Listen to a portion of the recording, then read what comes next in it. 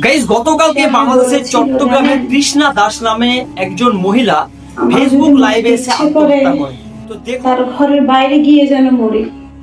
আমি জানি না আমার আজকের লাইফটা কে কে দেখছে বা কে দেখছে না।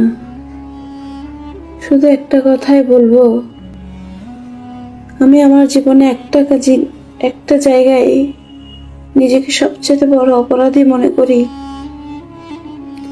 যে জায়গায় আমার নিজের কোনো মা বাবা নাই, আত্মীয় স্বজন ছিল না, যার কারণে আমি আমার সন্তানদের দায়িত্ব আমি নিতে পারিনি।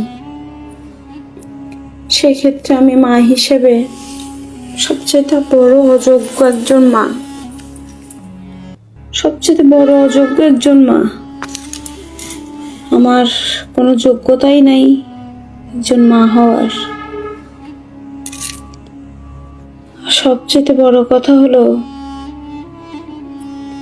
যে মানুষটাকে বিশ্বাস করে আমি আমার জীবনের বাকি পথগুলো এগোতে চেয়েছিলাম, যে মানুষটা জোরপূর্বক আমাকে তার প্রতি বিশ্বাস মায়া জাগিয়ে তার জীবনে এনেছিল, আমি কখনো বুঝতে পারিনি সে আজকে আমাকে মানসিকভাবে এতটা সাইকো করে তুলবে। আমি এর আগেও সুইসাইড করতে গিয়েছিলাম, যার কারণে আমার পিঠে অনেকগুলো হাড় ভেঙে যায়, প্লাস আমার একটা কিডনি ড্যামেজ হয়ে গেছে। যাই হোক, শুধু একটাই প্রার্থনা করব, আমার মৃত্যু যদি তাকে ভালো রাখে, আমার অনুপস্থিতিতে যদি সে ভালো থাকে, আমি আমার মৃত্যুটাকে গ্রহণ করে নিলাম। আমার সর্বস্ব ত্যাগ করে বিদায় নেওয়ার সিদ্ধান্তটাই নিয়ে নিলাম।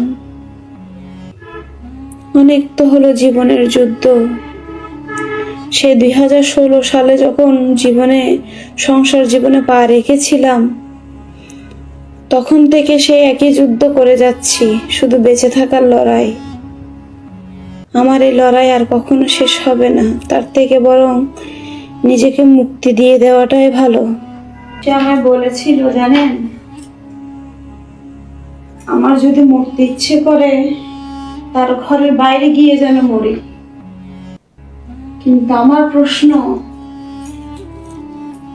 যার হাত ধরে এই জীবনটাকে আমি পার করব বলে প্রতিশ্রুতি নিয়েছি, মরার বেলায় কেন আমি অন্যজনের কাছে প্রতিশ্রুতি নিতে যাব বলতে পারেন?